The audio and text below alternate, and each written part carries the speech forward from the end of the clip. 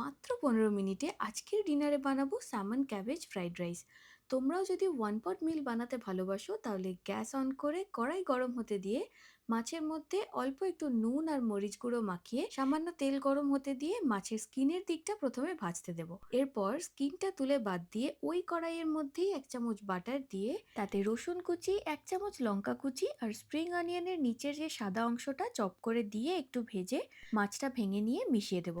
1 বাটি বাঁধাকপি দিয়ে হাই হিটে বেশ কিছুক্ষণ ভেজে কড়াইয়ের মাঝে একটু ফাঁকা করে দুটো ডিম ভালো করে ভেজে সবকিছুর সাথে মিশিয়ে নিয়ে এর মধ্যে 1.5 বাটি ভাত, 4 চামচ মতন লাইট সয়া সস আর 1 চামচ ডার্ক সয়া সস দিয়ে 4-5 মিনিট ধরে ভালো করে ভেজে নেব।